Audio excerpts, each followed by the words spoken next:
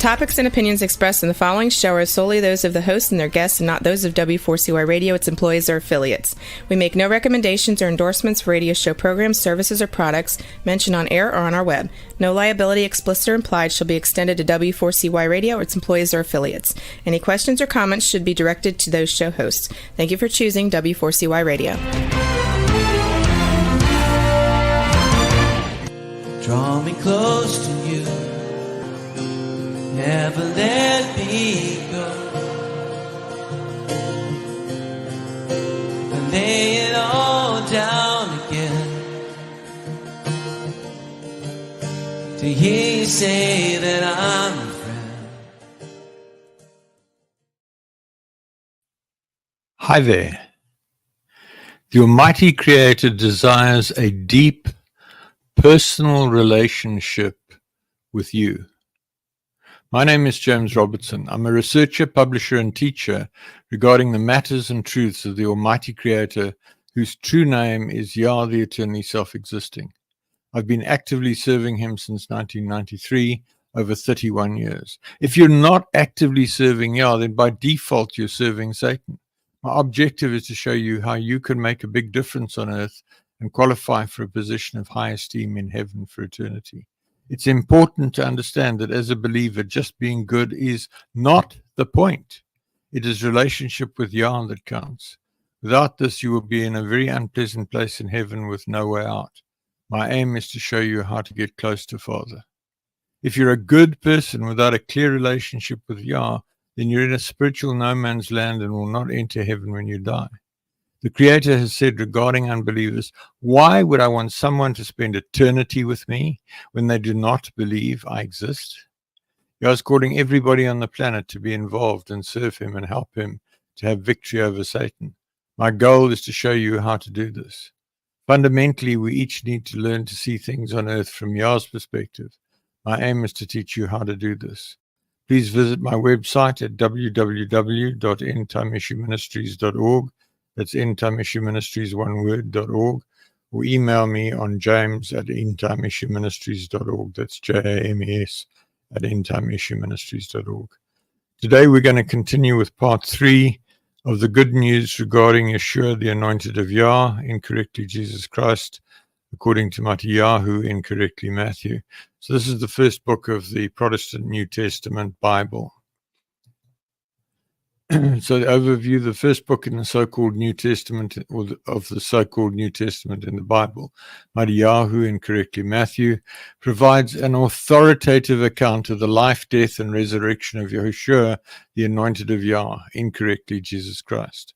I've corrected the core translation errors and added commentary based on my personal experience and revelation. I'll share this in the next few broadcasts. This is part 3. I'll read the next 4 chapters of Yahoo and offer commentary, and finally we'll look at the state of your relationship with the Almighty Creator. So we're looking at Book 1, the Good News according to Yahoo, Part 3, starting at chapter 8, verse 17. That it might be fulfilled which was spoken by Yeshua, the spokesman of Yah, saying himself took our infirmities and bare our sicknesses. This is Yeshua, Jesus, healing the sick. Now when Yeshua saw great multitudes about him, he gave commandment to depart to the other side, and a certain scribe came and said to him, Master, I will follow thee whithersoever thou goest. And Yeshua said to him, The foxes have holes, the birds of the air have nests, but the Son of Man has not where to lay his head. And another of his disciples said, Adonai, suffer me to first go and bury my father. But Yahshua said to him, Follow me, and let the dead bury their dead. Clearly, the disposal of a corpse is not a big issue in the sight of Yah. Fancy funerals are not his will. In the case of a believer, the spirit is already in heaven. So if you're an unbeliever, you're going to come back to your corpse. So a nice funeral might be worth having before they chuck you and the corpse into the grave, if you haven't managed to get off the corpse onto some family member who's embraced the corpse. So if you're not a believer, folks, It's a huge, huge, huge, huge, huge problem. Father didn't plan for there to be unbelievers. He created us to be his friends. He created us to have a deep personal relationship with him. He created us to do things together with him, not to deny his existence and then somehow think that at the end of our lives something nice is going to happen. I have to tell you, being stuck in the grave forever, or in the remains of in the crematorium oven, or maybe on the shark that ate you, or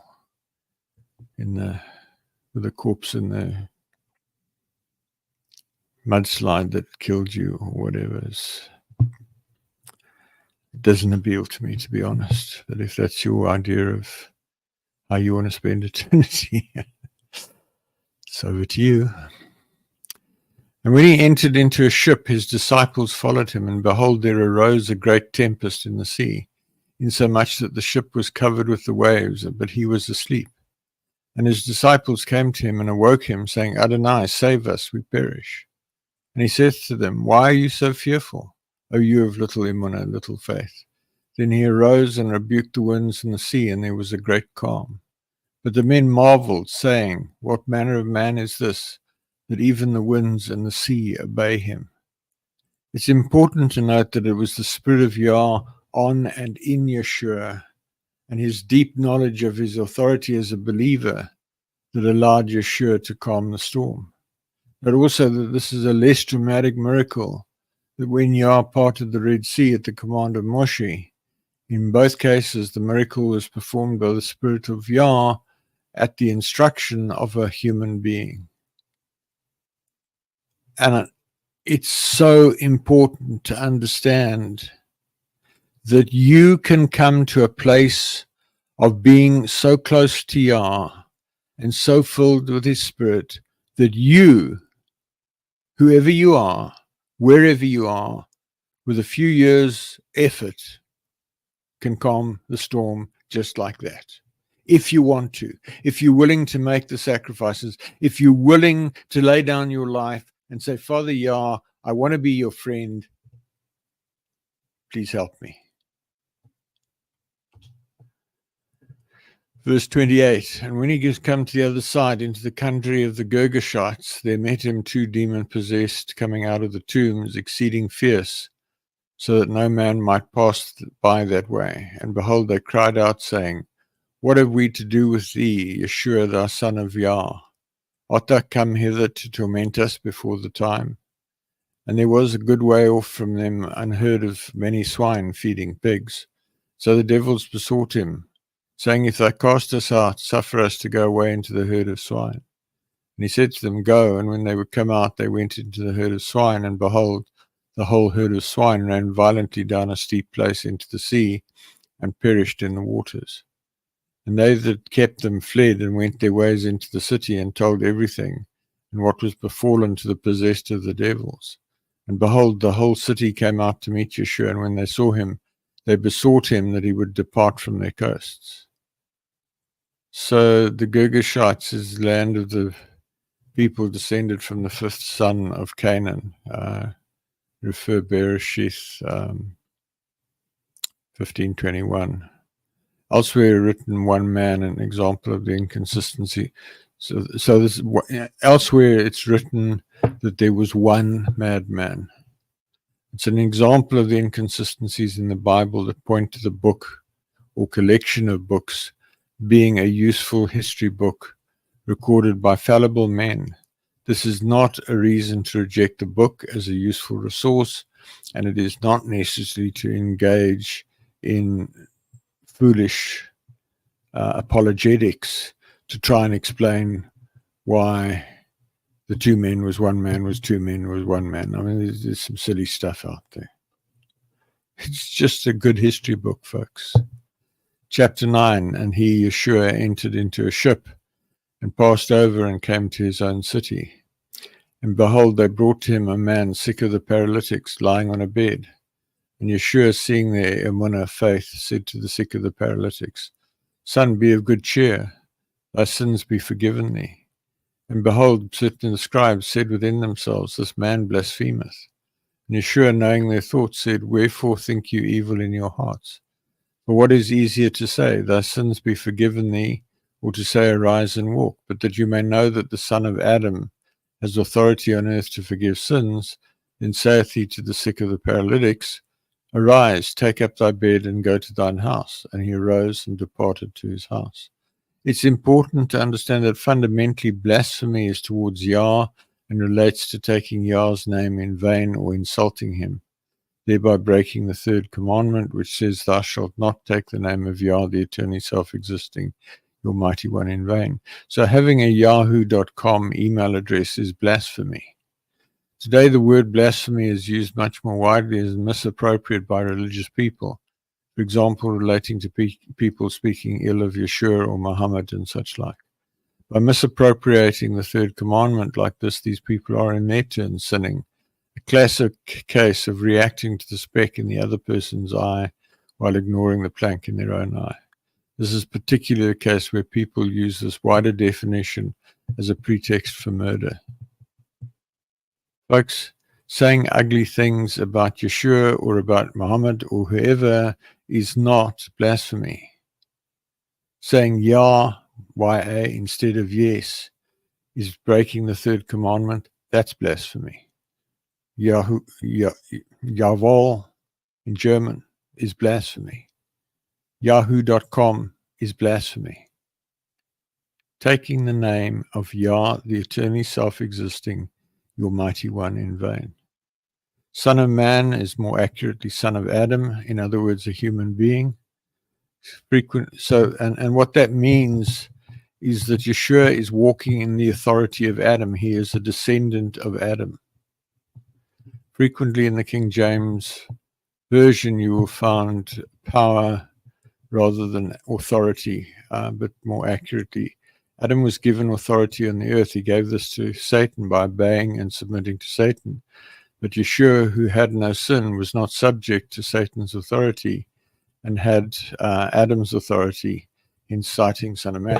And remember that Satan tempted Yeshua 3 times, and Yeshua did not submit to Satan. Verse 8, but when the multitude saw it, they marveled, and kavod glorified Yah, which had given such authority to men. And as Yeshua passed forth from thence, he saw a man named Mattiyahu, sitting at the receipt of custom, and said to him, Follow me. And he arose and followed him. And it came to pass, as Yeshua sat at meat in the house, behold, many publicans and sinners came and sat down with him and his disciples. And when the Pharisees saw it, they said to his disciple, Why eats your master with publicans and sinners? And when Yeshua heard that, he said to them, They that be whole need not a physician, but they that are sick. But go you and learn what that meaneth. I will have mercy and not sacrifice, for I am not come to call the righteous, but sinners to repentance. Mattiyahu was an accountant or bookkeeper, and therefore relatively precise. And thus Yah says that Mattiyahu's account is the more accurate of the 4 good news accounts, the 4 Gospels. Disciple is a taught one, a student, a follower. The word has the same root as discipline. So a disciple is one who is disciplined in the following of Yeshua and Yah. Many believers are not disciplined, and this is a big issue for Yah and also for Yeshua. An example of Yehudai law that is not part of the core laws that Yah expects believers to adhere to. This thing about eating with sinners, etc. Yah has very clearly said to me that the laws that matter are the 10 commandments. See the previous notes on this in the introduction. Mercy could also be compassion. Sacrifice could also be offering, and it's giving up something that costs to give. And then came the disciples of Yahuchanan, John, saying, Why do we and the Pharisees fast oft, but thy disciples fast not? And Yeshua said to them, Can the children of the bride chamber mourn as long as the bridegroom is with him? But the days will come when the bridegroom shall be taken from them, and then shall they fast. No man putteth a piece of new cloth to an old garment, for that which is put in to fill it up taketh from the garment, and the rent is made worse. Neither do men put new wine into old wineskins, else the wineskins break, and the wine runneth out, and the wineskins perish, but they put new wine into new wineskins, and both are preserved. So what you pick up from this is that Yeshua clearly understand how things would end his time on earth. And the King James Version has bottles instead of wineskins, which really doesn't make a lot of sense, which is one of many examples where the language of the King James is a bit lacking. But it's not a core issue. The core issue is that Yah's name is completely missing from just about every English Bible and every Bible derived from the English. And that's what I'm correcting with my version. Verse 18, while he spake these things to them, behold, there came a certain ruler and bowed down to him, saying, My daughter is even now dead, but come and lay thy hand upon her, and she shall live. And Yahshua rose and followed him, and so did his disciples. And behold, a woman which was diseased with an issue of blood 12 years came behind him and touched the hem of his garment. For she said within herself, If I may touch but his garment, I shall be whole. But Yeshua turned him about. When he saw her, he said, Daughter, be of good comfort. Thy faith has made thee whole. And the woman was made whole from that hour. So the point there is that the power, the Spirit of Yah, was in and on Yeshua. And he felt some of that power flow from him into that woman and heal her. He wasn't angry with her. He wasn't cross with her. He was blessed by the fact that she had the emunah to reach out and touch him, just the hem of his garment. And then there's an aside to that. You could be like that too, like Yeshua.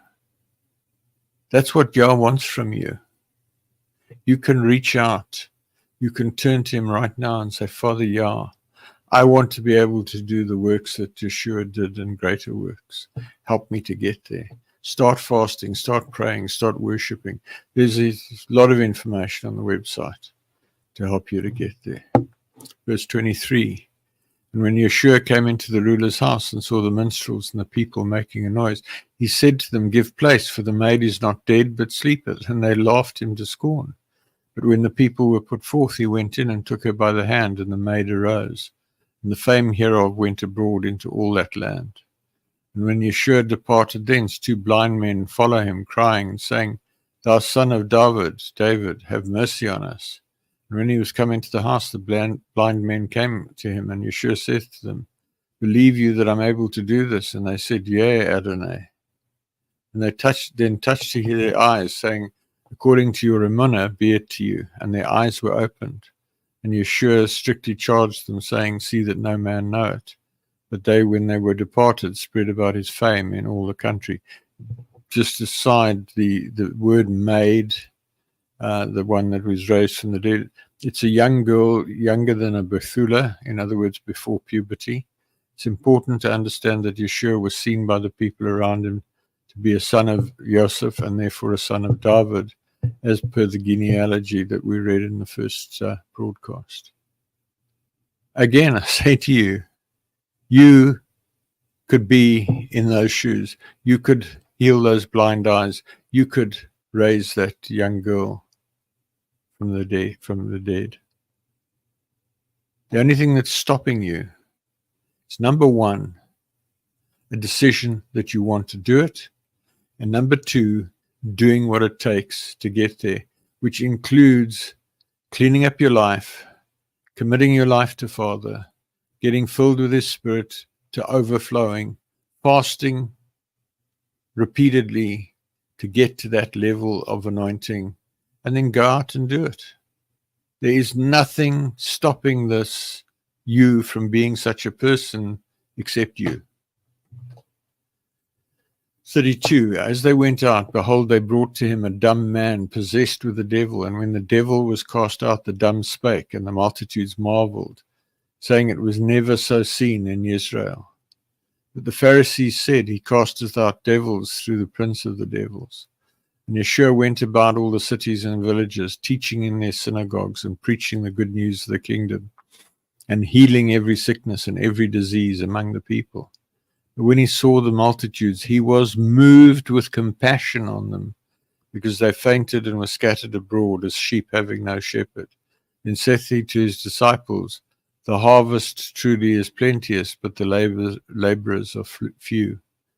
Pray you therefore, Yah of the harvest, that he will send forth laborers into this harvest. There's a tendency amongst modern day believers who disagree with another believer relative to something they did not understand to attribute this to Satan.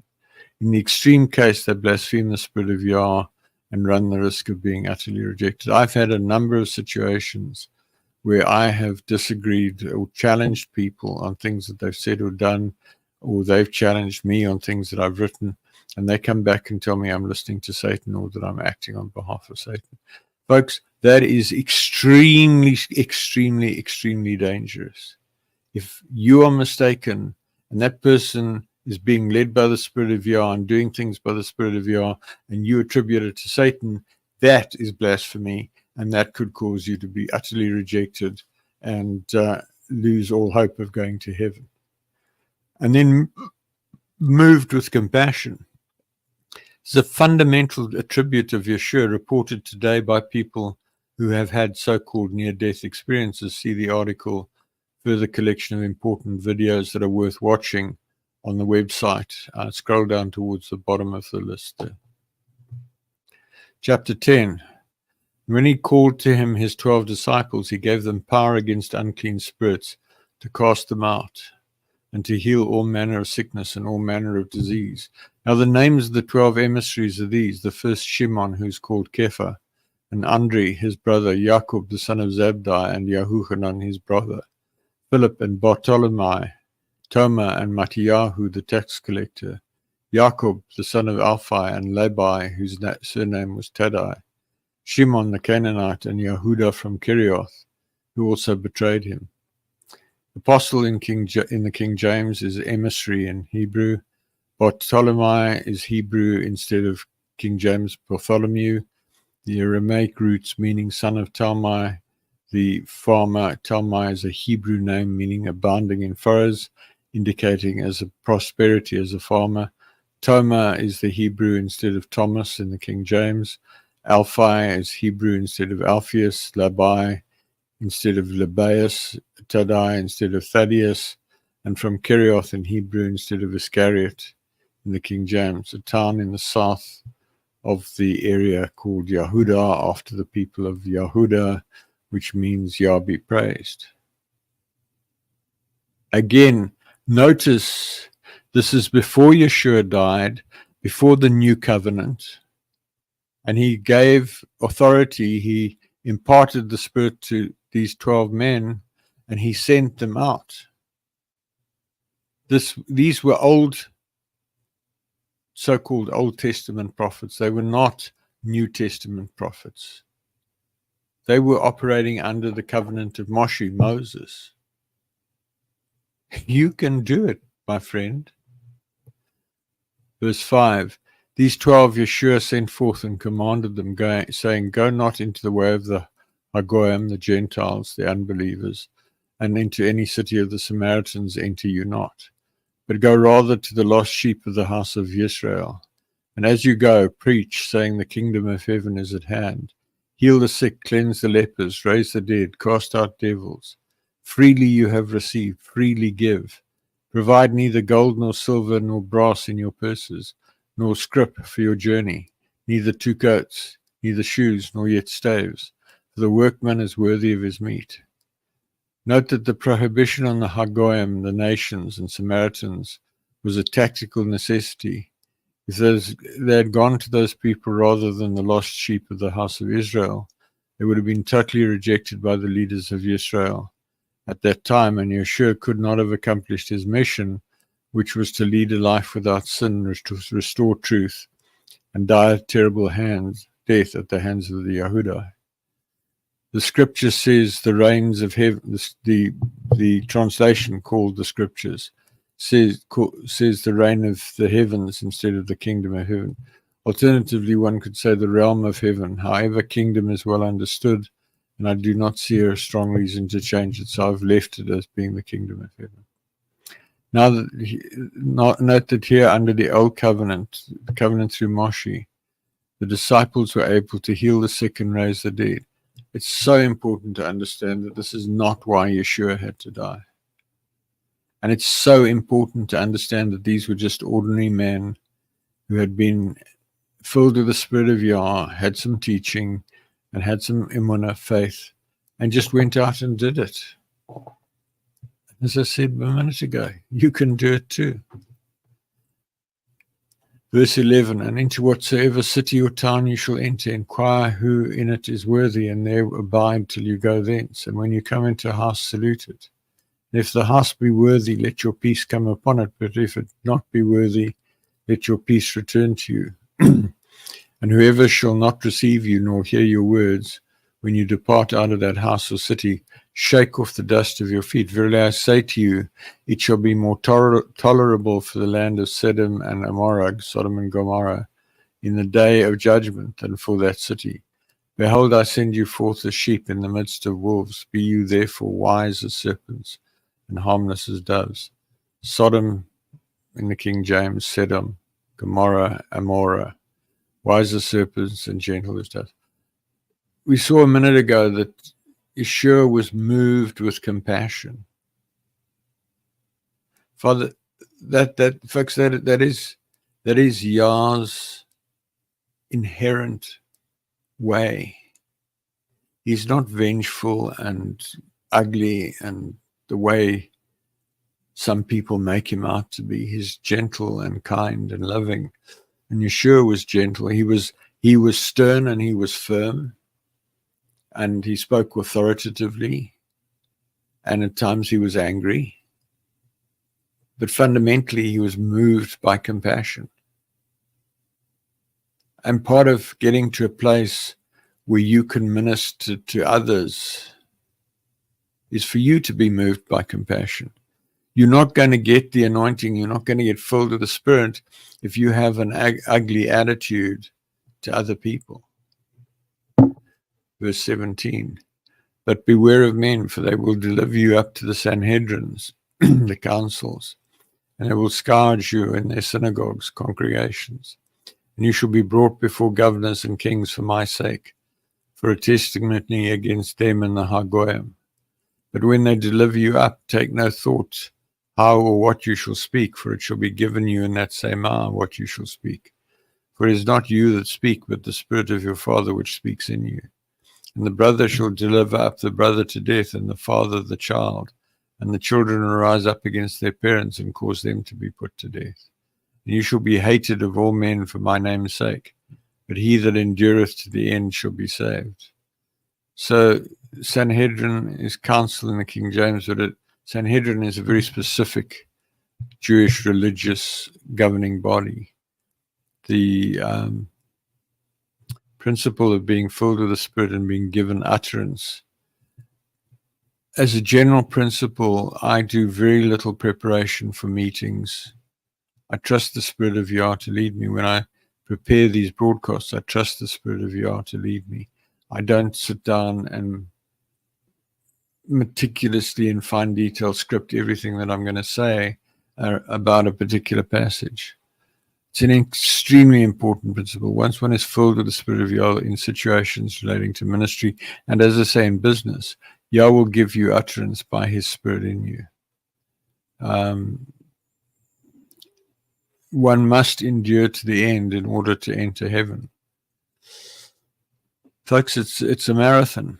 There's a passage in, it might be in Corinthians, I'm not sure offhand, where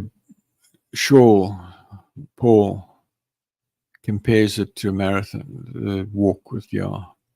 You have to keep going to the end. It's not trivial. If you're a high achiever, this is the ultimate challenge. 23, but when they persecute you in this city, flee you to another. Verily I say to you, you shall not have gone over all the cities of Israel till the son of Adam be come. The disciple is not above his master, nor the servant above his Lord. It is enough for the disciple that he be as his master, and the servant as his Adonai, Lord. If they have called the master of the house Beelzebul, Satan, how much more shall they call them of his household? Fear them not, therefore, for there is nothing covered that shall not be revealed, and hid that shall not be known. What I tell you in darkness, that speak you in light, and what you hear in the ear, that preach you upon the housetops. And fear not them which kill the body, but are not able to kill the soul, but rather fear him which is able to destroy both body and soul in hell. Beelzebub in the King James is the Lord of the Flies, the Prince of Devils, a reference to Satan. The one that can destroy the spirit and the flesh in the lake of fire and brimstone is Yah. So therefore you should fear Yah. You should fear Yah's judgment. There's a very clearly defined set of rules that are called the 10 Commandments. If you keep those 10 Commandments, if you walk upright with Yah, if you have a relationship with Yah, you will be rewarded at the end of your life. If you break those commandments wholesale as a believer, you will end up in hell, tormented and tortured to pay the price for your unconfessed sin. And that's not being ugly.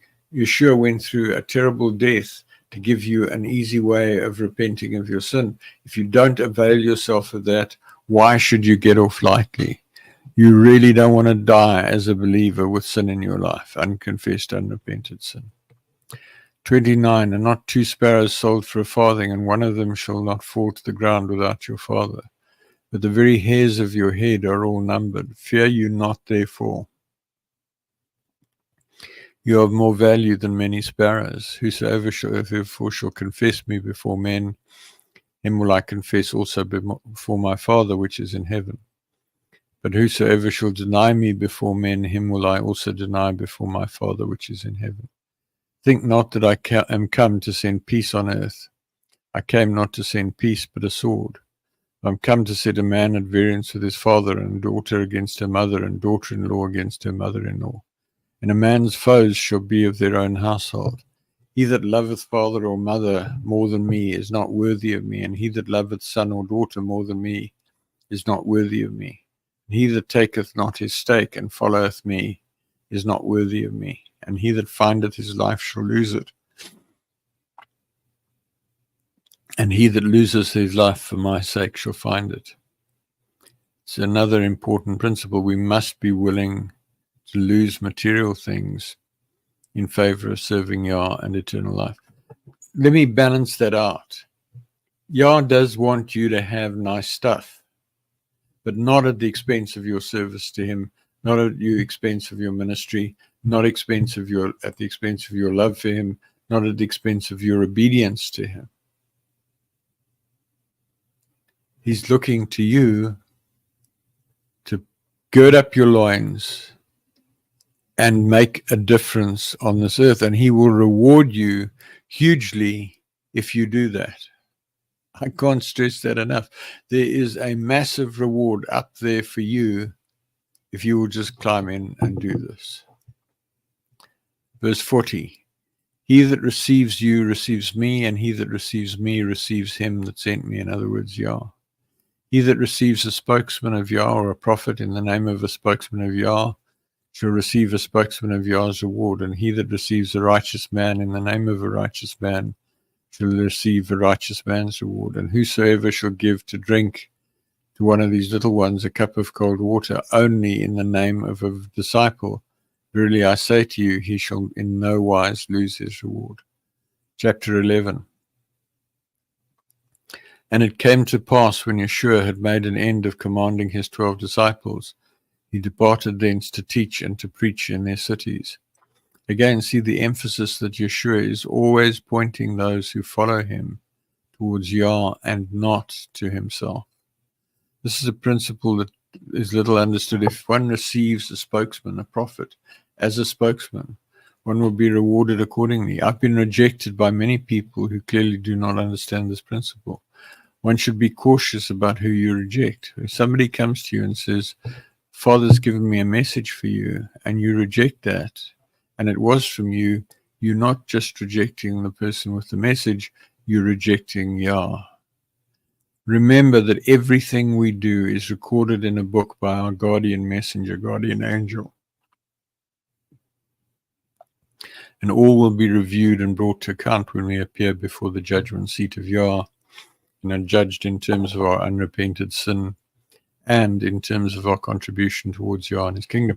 And remember also that as a believer, you are filled with the set-apart spirit, the portion of Yah's spirit that is given to you at first belief and remains with you for eternity, such that Yah is in you. And I can't stress this enough. If you go and do unrighteous things, you're taking Yah there. I had a situation a few days ago with a guy who's been walking quite close with me, had a lapse, and went into a casino. I said to him, how can you take Yah into that place? It's worse if you go to a brothel or something. You have to be conscious of the fact as a believer that you are a temple of the Spirit of Yah. He's in you, and he's going to remind you of all of these things one day when you come before his judgment seat.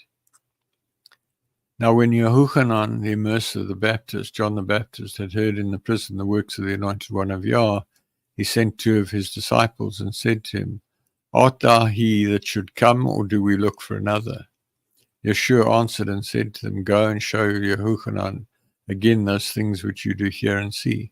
The blind receive their sight, the lame walk, the lepers are cleansed, and the deaf hear.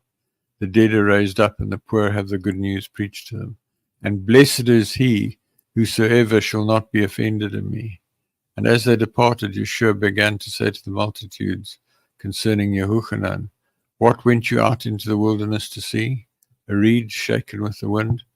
Just going back and this message from Yahuchanan, it's a classic example of an anointed servant who's been given a message, bringing some work of Yah into existence, and then doubts because it doesn't happen exactly the way they thought it would. The evidence was clearly there for Yahuchanan.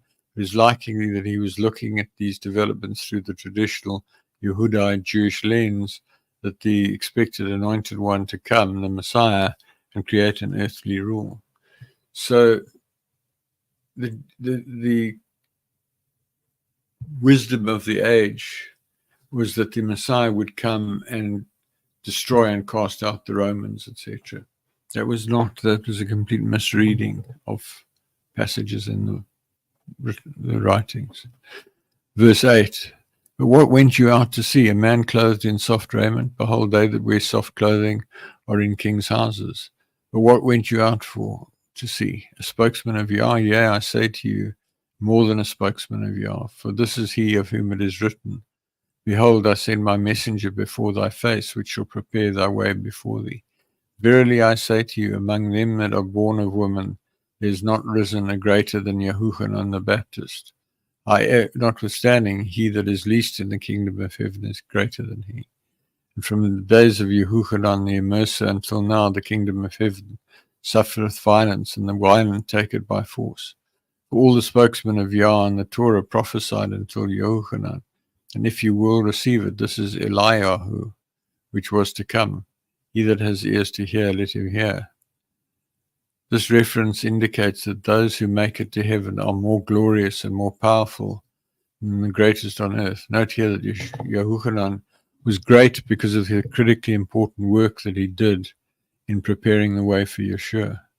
Eliyahu in Hebrew instead of Elias in the King James, meaning my beloved mighty one is Yah. Eli is a derivative Elohim, meaning mighty one or almighty, and generally translated God in the books from Bereshith, Genesis to Malachi. Eli is a term of affection towards Yah that is used sparingly and only by those with deep relationship with Yah. Verse 16. But whereunto shall I liken this generation? It is like children sitting in the markets and calling to their fellows, saying, we have piped to you, and you have not danced. We have mourned to you, and you have not lamented. For Yahuchanan came neither eating nor drinking, and they say he has a devil. The Son of Man came eating and drinking, and they say, behold, a man, a glutton, and a winebibber, a friend of publicans and sinners. But wisdom is justified of her children. Then began he to upbraid the cities wherein most of his mighty works were done, because they repented not. Woe to thee, Chorazin! Woe to thee, Bethsaida! For if the mighty works that were done in you had been done in Sor and Sidon, they would have repented long ago in sackcloth and ashes. But I say to you, it shall be more tolerable for Sor and Sidon at the day of judgment than for you. Bethsaida, Hebrew for Bethsaida, Sor, Hebrew for Tyre, Sidon, Hebrew for Sidon. So I'm going to wrap up this piece tonight. I'll continue next week. The key thing I want to ask you right now is, what is the state of your relationship with the Almighty Creator? I'd like to ask you to critically examine where you are relative to the Almighty Creator. Do you talk to Him constantly throughout the day and allow Him to lead you in every possible way? Do you worship Him at every opportunity? Have you clearly and unambiguously heard Him call you friend? If not, you're failing in your life purpose, and you'll be bitterly disappointed when you die. If you've now come to belief for the first time, please pray along the following lines. Father Yah, I come to you in the name of Yahooshua. I now believe that you exist. I confess my sin of unbelief and repent of my unbelief, and I ask you to forgive my sin. I now commit my life to you, and I ask you to take me by the hand and lead me into deep relationship with you. I ask you to fill me with your spirit and to change me and help me to become the person you want me to become. I ask you to help me find people who can help me. Help me find books, websites, articles, and other resources that will help me. I ask you to show me what I can do to actively serve you and lead others to deep personal relationship with you. I thank you for saving me. Amen. There's a period of 8 days from sincerely coming to belief for the first time, during which there's extreme grace to help you. See the article, Critical Actions on First Belief, on the website for actions that you should take immediately. And then drop me an email on james@endtimeissueministries.org so that I can help you, pray with you, counsel you, etc. Folks, I am passionate about helping you qualify for a high throne in heaven. In order to do that, I need you to become a friend of Yah. He is friendly, so it's nothing great that you say that He's your friend. The question is, are you His friend? Does He ask your opinion? Does He discuss things with you? Does He participate in your life in a way that you have a partnership with Him? Or do you just give Him a few minutes of your time once a week or once a month to go to church or mosque or synagogue or whatever? And folks, this is not about groups of people gathering together 5 times a day or whatever. It's about you having a deep personal relationship with Father. It doesn't matter who you are. It doesn't matter what you believe. It doesn't matter where you've come from. It doesn't matter your tribe, your nation, whatever. It doesn't matter if you're an outright Satanist. He will take you by the hand and lead you. So in closing, thank you for listening. Please send me your questions to james@endtimeissueministries.org. Please email me to join the mailing list, also at james@endtimeissueministries.org. If you decide to draw close to the Almighty, please let me know, and I can help connect you with you by Skype, Zoom, Teams, email, or telephone, so that I can help you with your journey. I hope to connect with you again next week, when I will continue to explore how to become a friend of the Creator. Work with me to make a way for Yahooshua to return in victory at the end of the millennium and make His enemies His footstool. This article will be up. This broadcast will be on YouTube and in LinkedIn. LinkedIn, it's being live streamed. YouTube, it'll be up within an hour or so of the end of this broadcast. I will be publishing this to my mailing list and to my WhatsApp group Saturday after this broadcast. Folks, it doesn't matter whether you're Indian, African, Asian, American, European, Caucasian, whatever, doesn't matter whether you're a Satanist, whether you're a Christian, whether you're a Jew, whether you're a Muslim, whether you're a Buddhist, whether you're whatever. It doesn't matter. What matters is that you make a deep personal commitment to him and allow him to turn your life around to become the person he wants you to be. You don't have to be rich. You don't have to be educated. You just need to make a really sincere decision.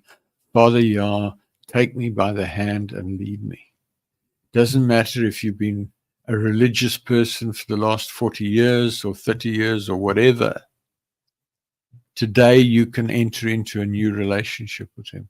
So for those of you who are regulars, I'm going to say good night. For those of you who are here for the first or second time, please hold on. There's a bit more I want to share with you. So to those who are leaving, good night. In closing, who am I? James Robertson. I have a doctorate in engineering and I'm a retired military commander. I now work as a management consultant. I have over 31 years experience of actively seeking to draw close to the Almighty, following a dramatic encounter with him on the 12th of March, 1993, when he spoke to me audibly in a locked room, and I knew for certain that he was real.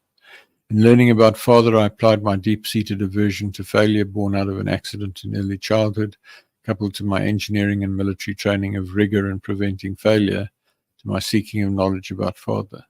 This journey led to numerous supernatural experiences, prayers answered, and clear communication with the Creator. It forms the basis for what I teach in these programs.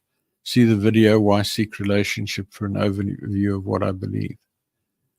Please visit my website at www.endtimeissueministries.org. There's a lot of information there.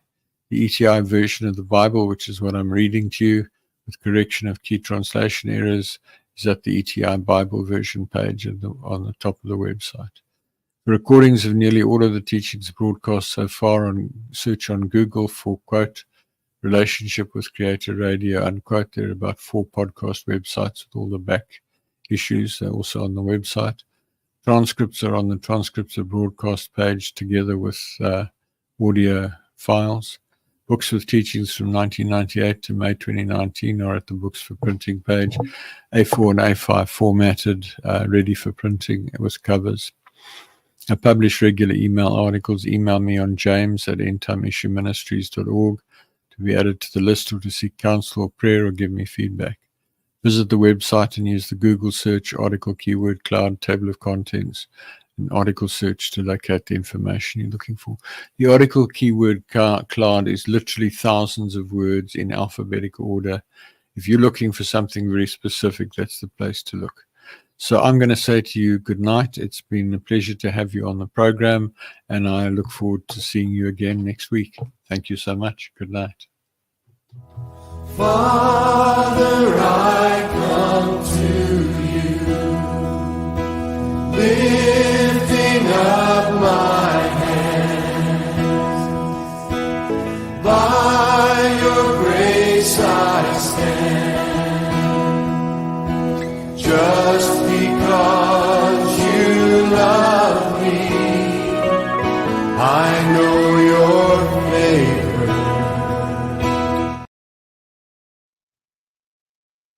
Hi, I'm James Robertson.